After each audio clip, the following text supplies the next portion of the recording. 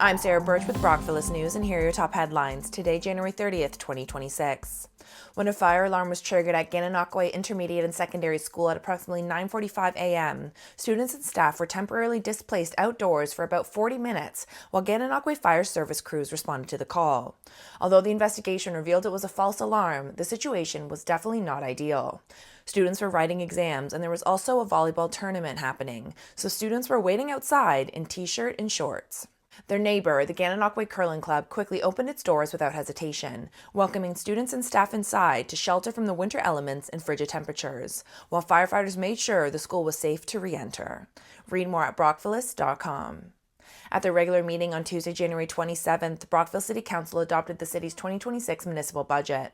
The adopted budget results in a 3.99% increase to the average residential property tax bill, equivalent to roughly $172 annually for a home assessed at $250,000.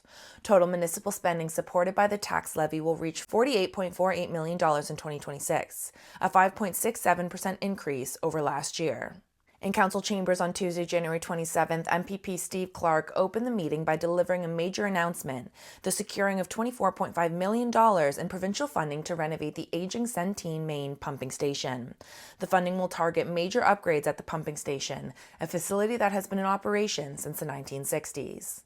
In other news, a Leeds County OPP officer was conducting traffic enforcement on the eastbound lanes of Highway 401 shortly before 9:30 a.m. on Thursday, January 29th, when they observed a vehicle traveling well above the posted speed limit and driving aggressively.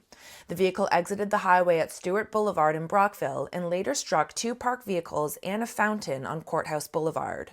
Police later confirmed the vehicle had been reported stolen earlier that day in London, Ontario, and Kenrick Clark, 41 of Oshawa, was arrested and charged on multiple counts. Read more at brockvilleist.com. Dignitaries and special guests gathered together on the snowy afternoon of Wednesday, January 28, 2026, to celebrate the newly reconstructed Tackaberry and Family Home in Athens.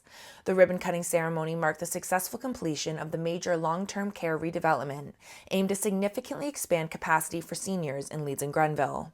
The newly remodeled Tackaberry and Family Home represents the largest capital construction project in the history of the United Counties of Leeds and Grenville, and a much-needed investment, given the growing demand for long-term care and the region's aging population.